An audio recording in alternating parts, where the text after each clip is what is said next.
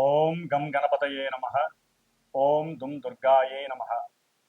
ఓం గురవే సర్వలోకానాం విషజే భవరోగిణాం నిధయే సర్వవిద్యానాం శ్రీ దక్షిణామూర్తయే నమో నమః. శ్రీ మేధా దక్షిణామూర్తయే నమః. ఆదిత్యాయ చ సోమాయ మంగళాయ బుధాయ చ గురుశుక్రశనిభ్యశ్చ రాహవే కేతవే నమః. ఈ యొక్క నవగ్రహ స్తోత్రాన్ని ఎవరైతే ప్రతినిత్యము కూడా చక్కగా తలుచుకుంటారో వారందరికీ కూడా ఈ జన్మలో కలిగేటటువంటి ఆయురారోగ్య వృద్ధి తప్పకుండా కలుగుతుంది అని ఋషివచనం. ముఖ్యంగా ఈ వైశాఖ మాసంలో మే 15వ తేదీ నుండి మరలా జూన్ 15వ తేదీ వరకు కూడా మనకి ప్రతి నెలా కూడా ఎప్పుడెప్పుడు సూర్యుడు తన యొక్క రాశి ప్రవేశాన్ని మార్చుకుని ఏ ఏ రాసుల వారికి ఏ ఏ విధమైనటువంటి శుభ ఫలితాలను ఇస్తాడో అని ఎదురు చూస్తూ ఉంటారు ప్రేక్షకులందరూ కూడా. నవగ్రహ ప్రేక్షకులు అంటే నవగ్రహాలని చాలా మనస్ఫూర్తిగా స్వీకరించి వారి యొక్క మనసుని ఆ గ్రహ పేరితం ద్వారా పిన్ టు పిన్ పాయింట్ని అనుసరిస్తూ వెళ్ళేటటువంటి వారందరికీ కూడా ఈ నెలంతా కూడా శుభప్రదంగా ఉండాలని కోరుకుంటూ, మరి మార్చి 30 నుండి జరిగినటువంటి కొన్ని గ్రహస్థితుల యొక్క కలయికల వలనే మనకి దేశవ్యాప్తంగా అట్లాగే ప్రపంచవ్యాప్తంగా ఎన్నో రకాలైనటువంటి సిచ్యువేషన్స్ మనం గమనిస్తూనే ఉన్నాం. అది ఈ క్షణము ఈ రోజు కూడా ఏం జరుగుతుందో మీ అందరికీ చెప్పచ్చు. ఇవన్నీ కూడా 6 నెలల నుండి జ్యోతిష్కులందరూ కూడా చక్కగా వారికి ఉన్నటువంటి జ్ఞానంతో ప్రబోధిస్తూనే ఉన్నారు. కొంతమంది కొట్టిబారేశారు, కొంతమంది నమ్మారు. నమ్మినా కొట్టిబారేసిన గ్రహాలు ఇచ్చేటటువంటి పరిస్థితుల్ని వాటి నుండి తప్పించుకునే ప్రయత్నాల్ని మనం చేయలేము. కానీ ఒక్క దైవ ఉపాసన ద్వారా మాత్రమే ఎవరికి వారం కాపాడుకునేటటువంటి శక్తిని భగవంతుడు మనకు ప్రసాదించాడు.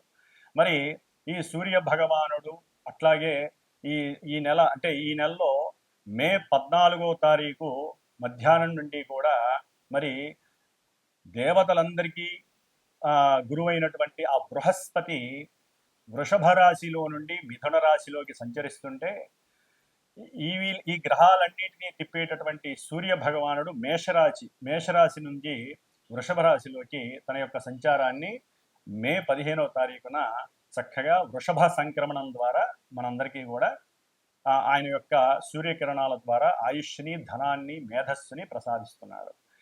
అట్లాగే మనకి ఈ నెలలోనే మే 18వ తేదీన దాదాపుగా 1.5 సంవత్సరాలు అనగా 18 నెలల పాటు ఛాయాగ్రహాలైనటువంటి రాహువు మరియు కేతువు, ఈ 2 గ్రహాలు కూడా మీనరాశిలోను ఇటు కన్యారాశిలో కేతువు, వీరిద్దరూ కూడా కొన్ని రాశుల వారికి ఎన్నో అగాధాలని, ఇబ్బందులని, విపత్తులని, పిచ్చిని, ఇట్లా ఒకటి కాదు ఎన్నో రకాలైనటువంటి సమస్యలని, ఇబ్బందులని కొని తెచ్చే ఉన్నారు.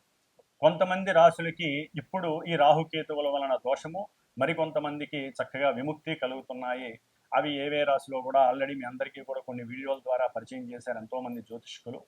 మరి వీరిద్దరూ కూడా మే 18వ తేదీన రాహువు కుంభరాశిలోకి అట్లాగే కేతువు సింహరాశిలోకి చక్కగా ప్రవేశాన్ని చేస్తున్నారు. మరి గురువు అయిపోయింది, రాహు అయిపోయింది, కేతు అయిపోయింది. అసలు సిసలైనటువంటి గ్రహము, చాలా కోపావేశము, భూమిపుత్రుడు, ప్రతి మనిషికి ఏదైతే ఉండకూడదో కోపము, ఆవేశము, ఇవన్నీ ఏవైతే ఉండకూడదో అవన్నీ ఉన్నటువంటి పుష్కలంగా ఉన్నటువంటి గ్రహం మంగళుడు, అట్లాగే కుజుడు, అంగారకుడు అంటారు. ఈయన జూన్ 6వ తేదీన అయిపోయి 7వ తేదీన నీచస్థితి అయినటువంటి కర్కాటక రాశిలో నుంచి చక్కగా సింహరాశి మిత్రక్షేత్రమైనటువంటి అగ్నితత్వపు రాశి అయినటువంటి మిత్రక్షేత్రంలోకి అడుగు పెడుతున్నాడు. ఎవరితో ఉంటాడు ఆయన? కుజవత్ కేతువు అంటారు. యాక్చువల్లీ కుజుడిచ్చే ఫలితాలన్నీ కేతు ఇస్తాడు అని చెప్పి మనకి శాస్త్ర ధర్మం.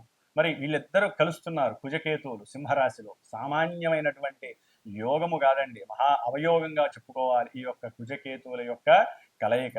అట్లాగే శని రాహువులు కలిసి ఉన్నటువంటి వారు కాస్త రాహువు విడిపోతున్నాడు. కొంతవరకు అది ప్రపంచానికి క్షేమము, అట్లాగే కొన్ని రాశుల వారికి కూడా క్షేమప్రదము అని మనం చెప్పుకోవచ్చు.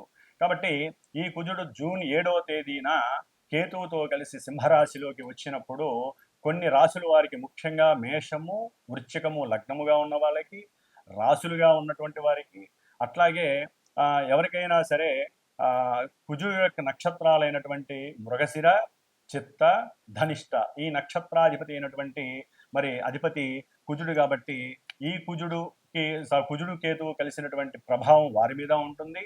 అట్లాగే ఎవరికైతే వారి యొక్క జన్మజాతకంలో కుజ మహర్దశ కానీ కుజ అంతర్దశ కానీ నడుస్తుందో వారికి కూడా కొన్ని అవాంతరాలు, ఇబ్బందులు కలగడానికి అవకాశాలు పుష్కలంగా ఉన్నాయి. కాబట్టి వీళ్ళందరూ కూడా తప్పనిసరిగా సర్పగ్రహ దోష నివృత్తి కోసము, అంటే కుజుడు కేతువు అటు రాహుకేతువులకి కుజుడికి అస్సలు పడదు కాబట్టి కంపల్సరీ ఇంకా ఎన్నో రకాలైనటువంటి ప్రమాదాలకి దారి తీసేటటువంటి అవకాశం ఉంది. ప్రపంచ క్షోభం కూడా కలగడానికి అవకాశం ఉంది. ముఖ్యంగా రాజకీయ నాయకులు అట్లాగే దేశాధ్యక్షులకి ఇది ఒక గండంగా కూడా మనం భావించాలి. అయితే మన దేశంలో ముఖ్యంగా కర్మభూమి, యజ్ఞభూమి కాబట్టి ఈ యొక్క రాహుకేతువులు కుజుడు యొక్క ఈ మిశ్రమ ఫలితం, అంటే వీళ్ళందరూ కలిసినటువంటి సంయోగ ఫలితము ఎదిరించడానికి ఒక్క సుబ్రహ్మణ్యేశ్వర స్వామి ఒక్కడే మహానుభావుడు. ఆయన్ని మనం ఆరాధించటం, ఆయన హోమాలు ఎంత చేసుకుంటే అంత మంచిదండి. దాదాపుగా జూన్ 7వ తేదీ నుండి జూలై 29వ తేదీ వరకు దాదాపుగా ఈ కుజకేతువులు కలిసి ఉంటారు. ఈ మధ్యకాలంలో చాలా ఇబ్బందికరమైనటువంటి పరిస్థితులు ఉంటాయి. అట్లాగే జూన్ 17వ తేదీ నుండి జూన్ 30వ తేదీ వరకు కూడా ఈ రాహువు కేతువు మధ్యలో దాదాపుగా గ్రహాలన్నీ ఉంటాయి. అంటే చంద్రుడితో పాటుగా మిగతా సప్తగ్రహాలు ఉంటాయి కాబట్టి ఇది కాలసర్ప యోగ దోషము అంటారు. కాబట్టి ఏది జరిగినా ఇబ్బందులు కానీ, అవాంతరాలు కానీ, అగాధాలు కానీ ఈ మధ్యలోనే జరుగుతాయి ప్రపంచానికి మొత్తానికి కూడా. కాబట్టి అవన్నీ ఆపటానికి అందరం కూడా తప్పనిసరిగా ఎవరికి అవకాశం ఉన్నవారు వారి సొంత జాతకరీత్యా కానివ్వండి, ప్రపంచ క్షేమం, దేశక్షేమం కోసం ఆ సుబ్రహ్మణ్యేశ్వర స్వామి ఆరాధనలు, పూజలు, హోమాలు చేయటం ద్వారా వాళ్ళు శాంతించి, కుజరాహుకేతువులు శాంతించి దేశం సుభిక్షంగా ఉంటుంది. ఈ యొక్క కొట్లాటలు కానీ, యుద్ధాలు కానీ, ఈ భయ ప్రకంపనాలు కానీ ఇవన్నీ కూడా తగ్గిపోతాయి. ఎన్నో అగ్ని ప్రమాదాలు జరగడానికి అవకాశం ఉంది. ఎన్నో రకాలైనటువంటి రాజదండనలు, అంటే రాజకీయ పరంగా ఎన్నో ఇబ్బందులు ఎదురే అవకాశాలు ఉంటాయి. ఇవన్నీ కూడా మనం దరిమిలా పక్కకి తోసేయడానికి అవకాశం ఉంటుంది. కాబట్టి ఈ యొక్క వృషభ సంక్రమణానికి మేషరాశి నుంచి మరి వృషభంలో రవి, అట్లాగే మిథునంలో గురుడు, అట్లాగే మనకి సింహరాశిలో కుజకేతువులు, కుంభంలో రాహువు, అట్లాగే ఈ బుధుడు శని యొక్క సంయోగం నుంచి ఎప్పుడో 7వ తారీఖే బయటకు వచ్చేసాడు. మే 7వ తారీఖునే. శుక్రుడు కూడా ఇప్పుడు దాదాపుగా మే 31 అంటే మే 31వ తేదీన శని నుంచి విడి మేషరాశిలోకి వస్తున్నాడు. కాబట్టి ఒక్క శని మాత్రమే మనకి మీనరాశిలో ఉంటాడు కాబట్టి సాధ్యమైనంత వరకు కొంత ప్రభావం, అంటే మనకి కలిగేటటువంటి కొన్ని ఇబ్బందుల నుంచి ఈ ఒక్క శని మాత్రమే ఉంటాడు కాబట్టి ఇబ్బందులన్నీ కూడా తొలగిపోతాయి. ప్రపంచం కొంచెం సుభిక్షంగా ఉండడానికి అవకాశం ఉంటుంది. కాకపోతే కొన్ని గ్రహాల యొక్క కలయిక మంచిది కాదు కాబట్టి కాలసర్ప యోగ దోష ప్రభావం మన దేశం మీద, ప్రపంచం మీద ఉంటుంది. పర్సనల్ వ్యక్తిత్వ జాతకాల మీద కూడా ఉంటుంది. కాబట్టి అందరూ కూడా తమ యొక్క వ్యక్తిగత జాతకాలని చక్కగా గురువుల ద్వారా చూపించుకొని తగినటువంటి సుబ్రహ్మణ్య హోమాలు కానివ్వండి, అట్లాగే కుజరాహు కేతువులకి కంపల్సరీ తప్పనిసరిగా జపాదులు, దానాదులు, హోమాదులు చేయించుకోవాలి. ఇలా చేయించుకోవటం వలన చాలా ఉపశమనం కలుగుతుంది. కాబట్టి మరి ఏ రాశుల వారికి, మేషాది పర్యంతం మీనరాశి వరకు ఏ రాశుల వారికి ఈ గ్రహాలు ఈ స్థానాల్లో ఉండటం ద్వారా ఏ ఫలితాలు కలుగుతాయి, ఏ ఆనందాలు కలుగుతాయి, ఇబ్బందులు కలుగుతాయి అనేటటువంటి విషయ పరిజ్ఞానాన్ని మనం ఈ యొక్క వృషభ సంక్రమణంలో తెలుసుకుందాం. ఓం శ్రీమాత్రే నమః.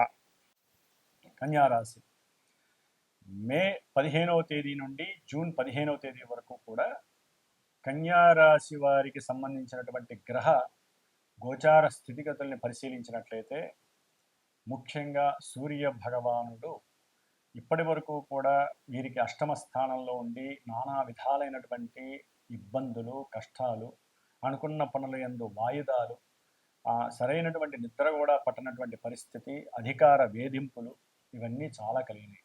అయితే ఇప్పుడు సూర్య భగవానుడు 9వ రాశిలోకి రావటం చేత కొన్ని ఇబ్బందులుంటాయి, బంధువుల వలన సమస్యలుంటాయి, గురువుల వలన అపనిందలుంటాయి, కుటుంబంలో కొంత తండ్రి కొడుకుల మధ్య అవినాభావన సంబంధం తగ్గుతుంది. మరి కన్యా రాశి వారికి నవమంలో ఉన్నటువంటి రవి వలన కొంత ప్రయాణాల రీత్యా దూర ప్రయాణాలు కావచ్చు, ఆకస్మికంగా కలిగేటటువంటి దగ్గర ప్రయాణాల వలన, లేదా కొత్తగా ఏదైనా ప్రదేశాలు చూడాలని, లేదా తండ్రి యొక్క ఆరోగ్య రీత్యా కానీ కొంత దూర ప్రయాణం చేయాల్సి వస్తుంది. ఆ హాస్పిటల్లో చూపించాలి, ఈ హాస్పిటల్లో చూపించాలని, ఏదైనా వీళ్ళకి ఆర్థికంగా ధన నష్టమే కనిపిస్తుంది. తండ్రి వలన కలుగుతుంది, ప్రయాణాల వలన కలుగుతుంది. వీరికి ఉన్నటువంటి భక్తి ఎక్కువైపోయి అక్కడికి ఇక్కడికి వెళ్ళి దేవాలయాలకి ధనం ఖర్చు పెట్టే అవకాశం ఉంటుంది. ఒక రకంగా కర్మ పరిపక్వత కోసం వీళ్ళు పరితపిస్తూ ఉంటారు. కాబట్టి ఒకందుకు ఇది మంచిదే అని చెప్పుకోవాలి, కానీ అవసరం లేకుండా కుటుంబంలో కొంత కలహాలు వస్తాయి. అటు కుటుంబంలో ముఖ్యంగా భార్యకి వీరి యొక్క తండ్రికి, లేదా మామగారికి, అంటే అమ్మాయి అయితే కనుక మామగారికి వీరికి, అట్లా రకరకాలుగా భార్యాభర్తలకి సంబంధించినటువంటి తండ్రితో కుటుంబంలో విరోధాలు కలిగే అవకాశాలు కన్యారాశి వారికి ఉన్నాయి. ఇప్పటి వరకు ఏదో కుజుడు లాభంలో ఉండి ఒకందుకు వీరికి అనుకూలమైనటువంటి పరిస్థితులు జూన్ 7 వరకు అనుకూలమైన పరిస్థితులండి. తర్వాత జూలై ఎండింగ్ వరకు కూడా 12వ రాశిలోకి కన్యారాశి వారికి 12వ రాశిలోకి కుజుడు ఎప్పుడైతే వస్తాడో కుజకేతువుల ప్రాబల్యం కన్యారాశి వారిని కొంత మిక్సీలో వేసినటువంటి పచ్చళ్ళలాగా అయిపోతుంది పరిస్థితి. ఎందుకంటే ఈ కుజకేతువుల యొక్క సంయోగం అంత మంచిది కాదండి. చాలా ఏదైనా అకస్మాత్తుగా మీరు మాట దొరలటము, లేకపోతే తండ్రి వయసు వారితో వీరు, లేకపోతే సంతానంతో ఏది మాట్లాడినా అది అనుకూలమైనటువంటి పరిస్థితుల బదులు ప్రతికూలమైనటువంటి పరిస్థితులు, ఒక్కోసారి కొట్టుకునే పరిస్థితులు కూడా కలిగే అవకాశాలు ఉంటాయి. అన్నదమ్ములు, ముఖ్యంగా అన్నదమ్ముల మధ్య మాట కమ్యూనికేషన్ సరిగ్గా ఉండదు. అనవసరమైనటువంటి గొడవ, దానివలన మీరు నానా బీభత్సమైనటువంటి పరిస్థితులు ఎదురే అవకాశం కన్యారాశి వారికి ఉంటుంది. కాబట్టి గొడవల యందు ఇష్టత తగ్గించుకోండి. అట్లాగే ముఖ్యంగా బుధుడు ఈ కన్యారాశి వారికి అంటే 8వ స్థానంలో ఉండి తర్వాత 9లోకి వస్తారనుకోండి. వ్యాపార పరంగా ఆకస్మికంగా వీరు కాస్త ప్రయాణాలు చేయటం, దాని ద్వారా కొంత ధనలాభాన్ని వీరు పొందేటటువంటి అవకాశం కూడా కలుగుతోంది. శుక్రుడు కూడా కొంత అనుకూలమైనటువంటి పరిస్థితులనే కలుగజేస్తున్నారు. బుధ శుక్రుల వలన కన్యారాశి వారికి కొంతవరకు వ్యాపారంలో వీరికి కొంచెం తెలివితేటల వలన ఆకస్మికంగా ధనలాభం కలుగుతోంది. ముఖ్యంగా ధన భాగ్యాధిపతి అయినటువంటి శుక్రుడి యొక్క స్థితి మే 31 తర్వాత కానీ వీరికి అనుకూలమైనటువంటి పరిస్థితులు రావు. కాబట్టి భార్యాభర్తల మధ్య అప్పటి వరకు కూడా కొంత మజ్జిగ చిలిగితే ఏ విధంగా వెన్న వస్తుందో ఈ భార్యాభర్తల మధ్య ఏదైనా సరే కొంచెం అస్పష్టంగానే ఉంటుంది, పరిస్థితులు ఇబ్బందిగానే ఉంటాయి కన్యారాశి వారికి. కొంచెం మే ఎండింగ్ వరకు జాగ్రత్త పడండి. తర్వాత శుక్రుడి యొక్క మార్పు 8వ స్థానంలోకి రావడం చేత కొంత ఆలుమగల మధ్య అన్యోన్య పరస్పర అవగాహన కలిగి అన్యోన్యత కలిగే అవకాశం ఉంటుంది.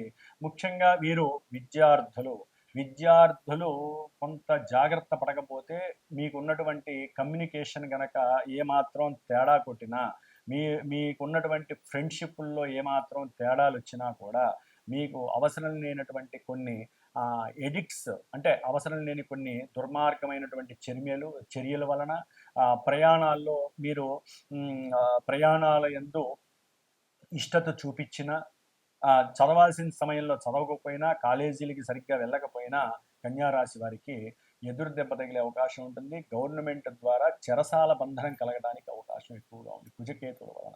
అందుకని కన్యారాశి వారు కుజగ్రహ కేతుగ్రహ జపతపాలు, అట్లాగే ముఖ్యంగా సుబ్రహ్మణ్య హోమం చేయించుకోండి, లేదా గణపతిని ఎక్కువగా స్మరించండి.